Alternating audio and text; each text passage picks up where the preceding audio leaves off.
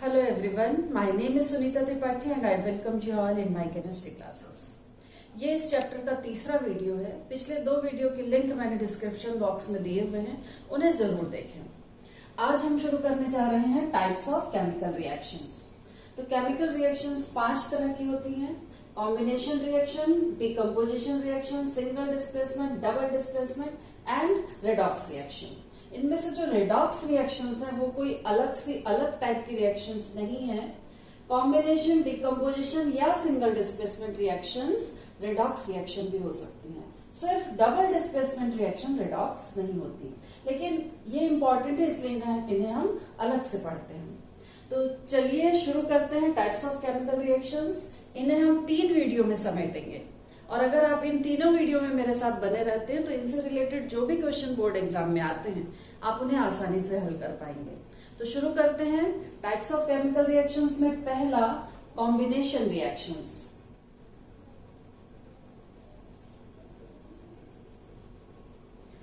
Combination reactions वो होती हैं जिनमें रिएक्टेंट मोर देन वन होते हैं एंड प्रोडक्ट सिंगल होता है।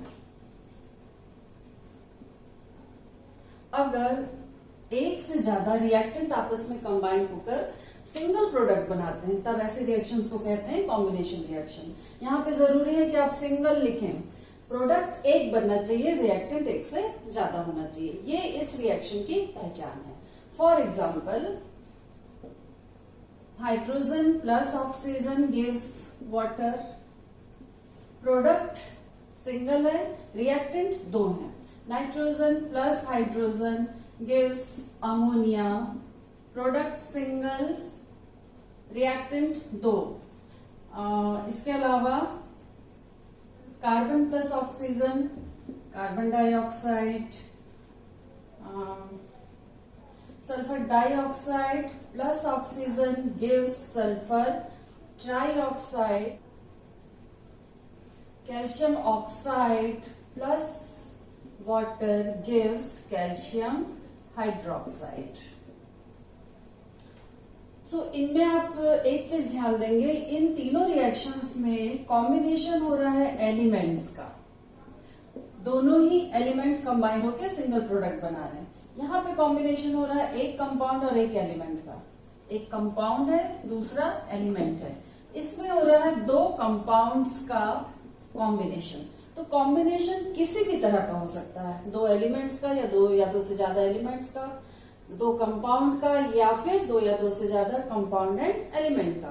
कॉम्बिनेशन किसी भी तरह का हो, केवल कंडीशन ये है कि प्रोडक्ट सिंगल बनना चाहिए। इन सब में प्रोडक्ट एक ही बना है, रिएक्टेंट 2 है, 2 से ज्यादा भी हो सकते हैं। तो ये पहचान है कॉम्बिनेशन रिएक्शंस की। एक और इम्पोर्टेंट बात यहाँ नोट करने वाली है कि कॉम्बिनेशन रिएक्शंस एक्सोथर्मिक होती है, मतलब इन रिएक्शंस में हीट बाहर निकलती है। ये नोट करने वाली बात है। जब भी रिएक्टेंट्स, मॉलिक्यूल्स, एटम्स आपस में कंबाइन होते हैं तो वो लॉस ऑफ एनर्जी, हीट उनसे इवॉल्व होती है। Second type of reaction is decomposition reaction. Decomposition reactions उनको बोलते हैं जिसमें एक single substance more than one, 2 या 2 से ज्यादा सब्सटेंसेस में, सिंपलर सब्सटेंसेस में टूट जाता है, तब उस रिएक्शन को हम कहते हैं डिकम्पोजिशन रिएक्शन। यहाँ पर रिएक्टेंट साइड मतलब एक सिंगल सब्सटेंस 2 या 2 से ज्यादा सब्सटेंस में टूटना चाहिए। यहाँ सिंगल,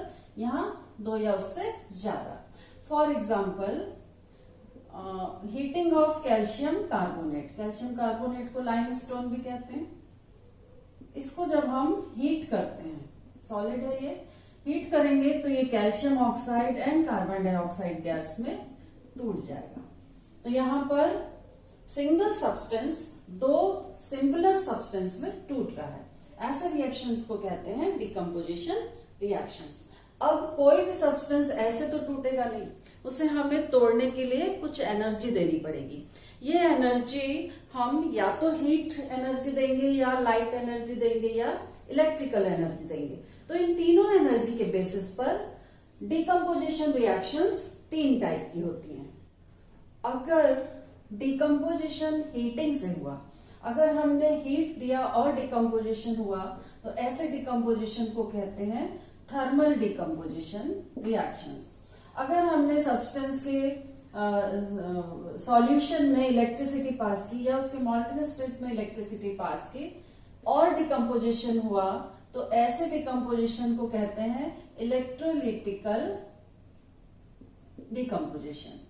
एंड अगर हमने उसे लाइट में रखा और लाइट की वजह से डिकम्पोज हो गया सब्सटेंस, तब हम उसको कहते हैं फोटोकेमिकल डिकम्पोजिशन। तो याद रखेंगे, थर्म का मतलब होता है हीट, इलेक्ट्रो मतलब इलेक्ट्रिसिटी से रिलेटेड है, एंड फोटो मतलब लाइट। तो अब इनके तीनों के एग्जाम्पल देख लेते हैं। सबसे पहले थर्मल डिकम्पोजिशन। पहला एग्जाम्पल जो अभी हमने देखा था, डिकम्पोजिशन ऑफ कैल्शियम कार्बोनेट। इसको जब हम हीट करते हैं तो calcium oxide and carbon dioxide बनेगा, अभी जो हमने एग्जाम्पल देखा।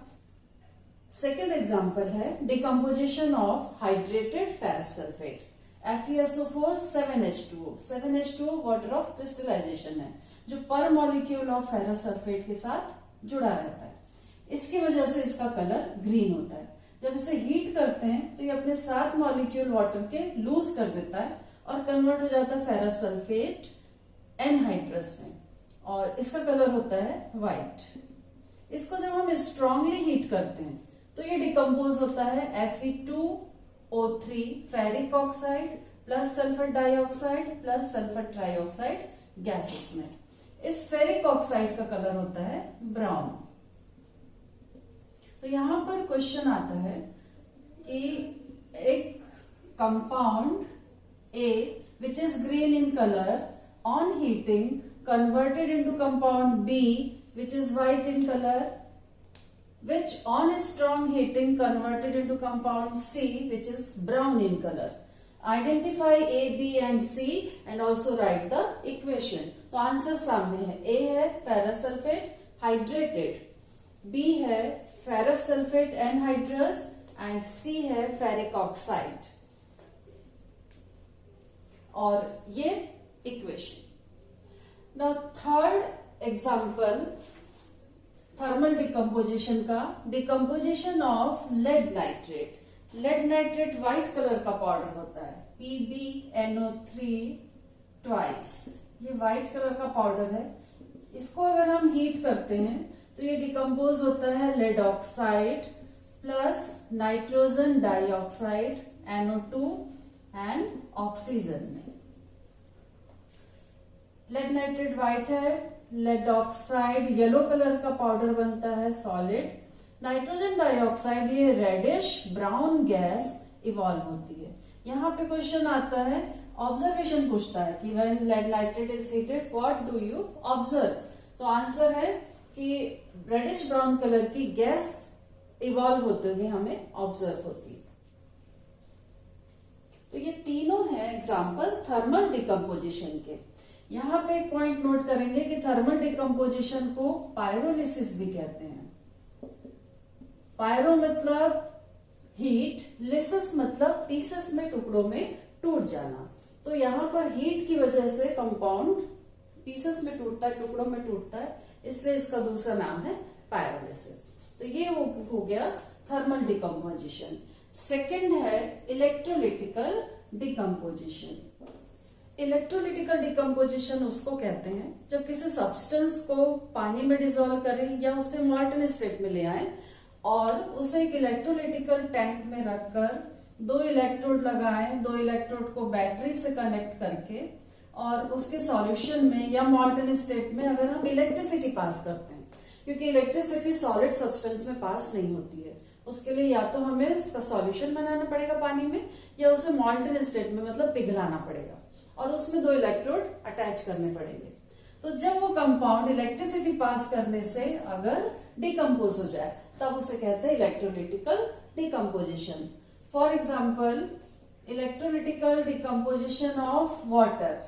जब वाटर में हम इलेक्ट्रोड लगा के इलेक्ट्रिसिटी पास करते हैं तो वो हाइड्रोजन, एक इलेक्ट्रोड पे हाइड्रोजन गैस, दूसरे इलेक्ट्रोड पर ऑक्सीजन गैस इवॉल्व करता है। इस तरीके से वाटर का इलेक्ट्रोलिटिकल डिकम्पोजिशन हो जाता है। सेकेंड एग्जाम्पल है decomposition of sodium chloride. Sodium chloride को पानी में डिसॉल्व करेंगे, एक्वा सॉल्यूशन बनाएंगे और फिर उसमें इलेक्ट्रिसिटी पास करेंगे तो वो सोडियम एंड क्लोरीन गैस में टूट जाता है।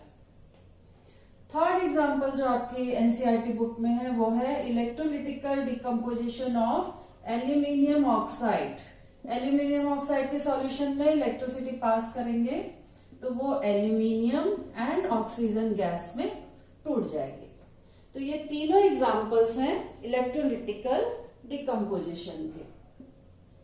फोटोकेमिकल डिकम्पोजिशन उसको कहते हैं जब किसी सब्सटेंस को अगर हम सनलाइट में रख दें या आर्टिफिशियल अल्ट्रावायलेट लाइट में रखें और उसकी वजह से वो डिकम्पोज हो जाए तब उसको कहते हैं photochemical decomposition. For example photochemical decomposition of silver chloride. एक चाइना डिश में सिल्वर क्लोराइड ले लो और उसे आप अगर सनलाइट में ही रख दो, एक्सपोज कर दो तो ये होता है व्हाइट कलर का पाउडर। हमको दिखाई क्या देगा कि ग्रेइश व्हाइट कलर का पाउडर ग्रेइश व्हाइट सब्सटेंस में कन्वर्ट हो गया है। वो किस लिए है? क्योंकि सिल्वर क्लोराइड फोटोकेमिकली डिकम्पोज हो जाता है सिल्वर एंड क्लोरीन में। सिल्वर का कलर होता है ग्रेइश व्हाइट, तो हमें ऑब्जर्व क्या होगा कि व्हाइट कलर का सब्सटेंस जो हमने सनलाइट में एक्सपोज किया वो सिल्वर व्हाइट ग्रेइश व्हाइट में कन्वर्ट हो गया। ये है due to formation of silver. Second है डिकम्पोजिशन ऑफ सिल्वर ब्रोमाइड। ये होता है पेल येलो कलर का। पेल येलो मतलब लाइट येलो कलर का सॉलिड सब्सटेंस है। इसको अगर हम सनलाइट में एक्सपोज कर दें तो ये भी डिकम्पोज हो जाएगा और सिल्वर एंड ब्रोमीन गैस में टूट जाएगा। इसीलिए सिल्वर ब्रोमाइड को डार्क कलर की बॉटल में रखा जाता है। डार्क कलर्ड बॉटल में रखते हैं क्योंकि इससे हमें फोटोलिटिकल डिकम्पोजिशन से, फोटोकेमिकल भी बोल सकते हैं डिकम्पोजिशन से, इससे हमें बचाना होता है। तो ये तीनों टाइप के डिकम्पोजिशन रिएक्शन है, थर्मल, फोटोकेमिकल एंड इलेक्ट्रोलिटिकल। इन तीनों में हमें किसी न किसी रूप में एनर्जी या एनर्जी हमें देनी पड़ी, इसलिए इनको हम कहते हैं एंडोथर्मिक रिएक्शंस। ये होती है एंडोथर्मिक रिएक्शंस। तो डिफरेंस क्या है कॉम्बिनेशन एंड डिकम्पोजिशन रिएक्शंस में? कॉम्बिनेशन रिएक्शन में दो या दो से ज्यादा रिएक्टेंट कंबाइन होकर सिंगल प्रोडक्ट बनाते हैं और डिकम्पोजिशन में एक सिंगल सब्सटेंस टूटता है दो या दो से ज्यादा प्रोडक्ट में। तो ये एक दूसरे के अपोजिट हैं। एंड दूसरा बड़ा डिफरेंस है कि कॉम्बिनेशन रिएक्शंस एक्सोथर्मिक होती है, इसमें हीट इवॉल्व होती है, जबकि डिकम्पोजिशन रिएक्शन में हमें हीट, लाइट या इलेक्ट्रिसिटी देनी पड़ती है, इसलिए हम उसे कहते हैं एंडोथर्मिक रिएक्शन। तो ये दो मेन डिफरेंस है दोनों में। तो आई होप अब अगर आपके सामने इन दोनों में से कोई रिएक्शन एक लिखी होगी तो आप आसानी से पहचान जाएंगे कि वो कॉम्बिनेशन है कि डिकम्पोजिशन है। तो आज का वीडियो यहीं खत्म करते हैं। अगले वीडियो में हम अगली दो टाइप को हम डिस्कस करेंगे। तब तक के लिए पढ़ते रहिए और आगे बढ़ते रहिए। Good luck.